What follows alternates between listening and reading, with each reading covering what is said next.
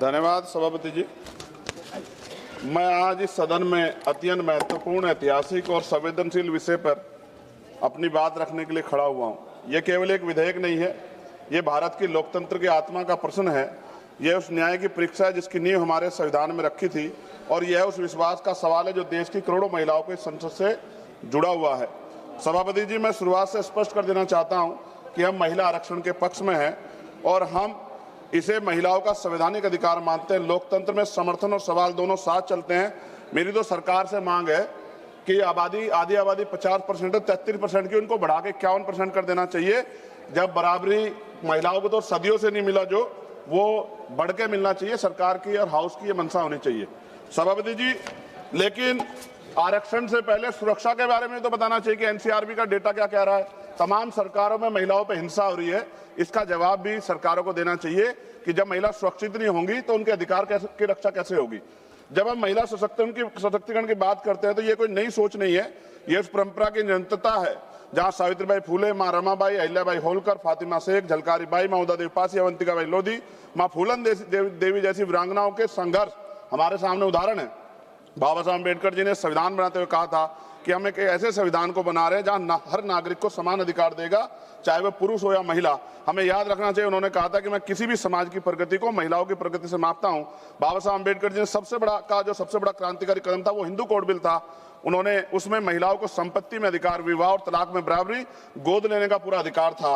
और इसके जब वो सफल नहीं हो पाए तो उन्होंने कानून मंत्री पद से इस्तीफा दे दिया। सभापति जी महोदय, 73वें 74वें संविधान संशोधन जिसके तहत अनुच्छेद 243D और 243T में स्थानीय निकायों में महिलाओं के लिए आरक्षण सुनिश्चित किया गया। आज लाखों महिलाएं पंचायत और नगर पालिकाओं में नेतृत्व कर रही है। वो अलग बात है कि बहुत बड़ी संख्या में महिला प्रतिनिधि अपने निर्णय स्वतंत्र रूप से नहीं ले पाती, क्योंकि हमारे समाज ने भी पुरुषों और महिलाओं की बराबरी स्वीकार नहीं किया। कहीं पिता, कहीं पुत्र, कहीं पति उनके निर्णय लेते हैं। ऐसा बहुत बड़े पैमाने पर देखा गया। भाषण चाहे कुछ भी दिया जाए, लेकिन सत्यता यही है। सभापति जी, मान्यवर काशीराम साहब कहा करते जिसकी इतनी संख्या बारी उसकी इतनी हिस्सेदारी। इन्हीं विचारों की कसौटी पर अगर वर्तमान महिला आरक्षण कानून को परखा जाए तो स्पष्ट हो जाता है कि 33% आरक्षण आधी आबादी के साथ पूर्ण न्याय नहीं करता। और यदि 33% आरक्षण दे भी दिया तो सबसे बड़ा प्रश्न यह उठता है कि SC, ST और OBC और मुस्लिम वर्ग की महिलाओं को वास्तविक प्रतिनिधित्व कैसे मिलेगा, क्योंकि वर्तमान व्यवस्था में कोटे के अंदर कोटे कोई प्रावधान नहीं है।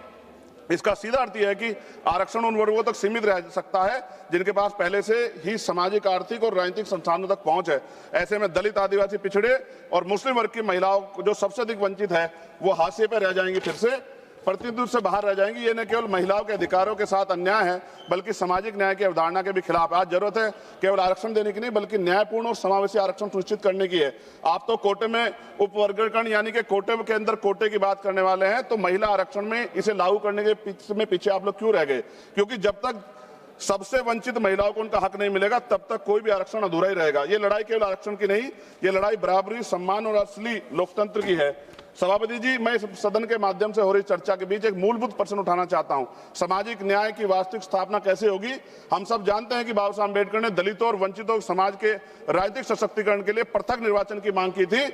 उसका स्पष्ट मत था कि जब तक दलित समाज में को अपने प्रतिनिधि स्वयं चुनने का अधिकार नहीं मिलेगा तब तक उनका वास्तविक सशक्तिकरण संभव नहीं है। लेकिन परिस्थितिवश पूना पैक्ट के कारण ये मांग अधूरी रह गई, क्योंकि गांधी जी अनशन पर बैठ गए थे।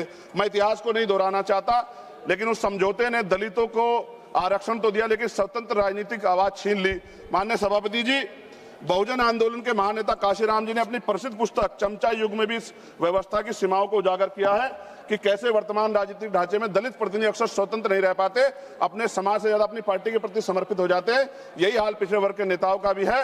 अगर आप सही मायने में दलितों को, महिलाओं को, पिछड़े वर्ग को आरक्षण देना चाहते हैं, लाभ देना चाहते हैं, अगर आप वास्तव में उन्हें संसद में सतत रूप से लाना चाहते हैं तो वक्त आ गया कि उनके लिए पृथक निर्वाचन की व्यवस्था की जाए, क्योंकि बिना स्वतंत्र राजनीतिक प्रतिनिधित्व के आरक्षण केवल एक संख्या बनकर रह जाएगा, सशक्तिकरण नहीं बन पाएगा। अगर हम सच में सामाजिक न्याय चाहते तो हमें आधे अधूरे समाधान नहीं बल्कि साहसिक और मूलभूत निर्णय लेने होंगे। उसके लिए पृथक निर्वाचन की व्यवस्था करनी पड़ेगी।